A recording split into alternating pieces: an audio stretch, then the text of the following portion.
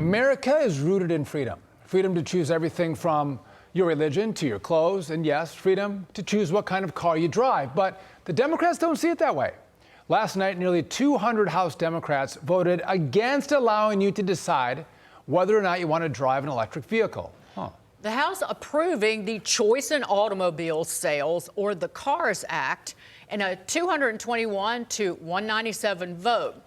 If enacted, the legislation would prohibit federal regulations, like the one from the EPA, targeting gasoline-powered vehicles. Joining us now to discuss is a member of the House Ways and Means Committee, House Republican, Doctors Caucus co-chair, and the only practicing surgeon in Congress, North Carolina Congressman Greg Murphy.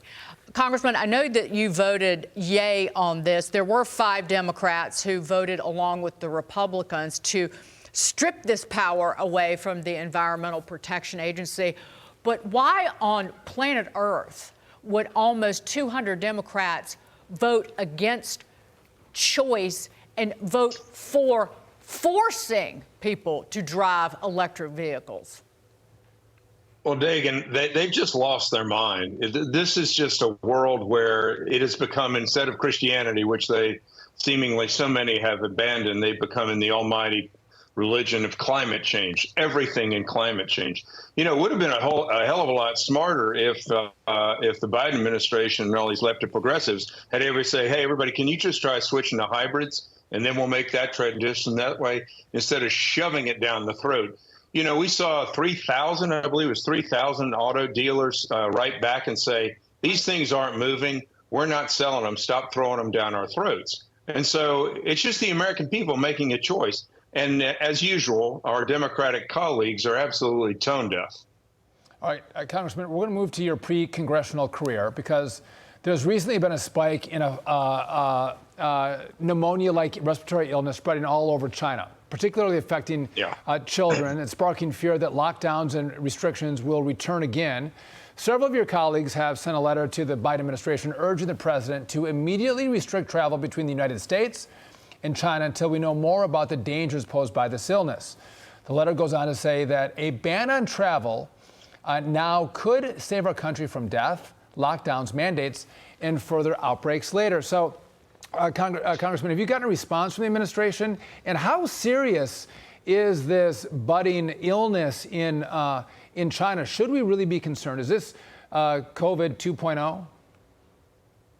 No, I don't think it's COVID 2.0. And in fact, I had a briefing yesterday with one of the senators from the CDC talking about this. I'm not so sure I'm quite there in restricting everything. One thing that we did learn during the pandemic is that lockdowns have a deleterious effect of not allowing individuals to be exposed to life, to be exposed to normal things that we have, and it decreases our immunity at some point.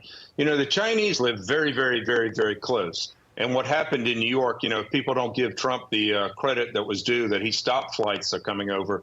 But this is a different disease. This is mycoplasma pneumonia.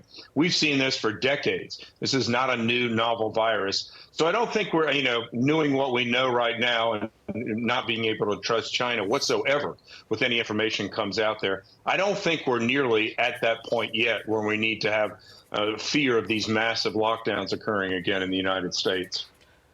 Quite frankly, Congressman, it is a fear by freedom-loving Americans of what Biden and the Democrats will do in an election year. That's what they're concerned about. Sure.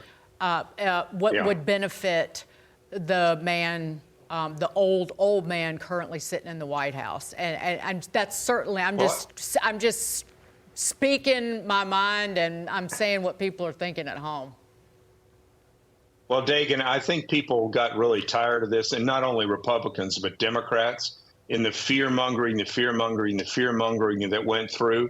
You know, I was very much a frontline as far as being on this, talking about COVID and all the right things where the appropriateness of vaccines were. But now they've shoved everything down their throat. They've taken medicine, which I've devoted my life to, and Fauci and Walensky have turned it absolutely political, and they've poisoned the American public against public health. And this has done nothing. It's actually gone right in the reverse the other way.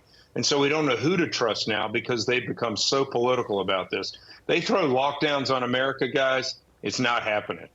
I hope you're right. Congressman Murphy, thanks for joining us. We appreciate it. Great. Thank you, God bless Congressman. y'all. Have a great day. Merry You Christmas. too.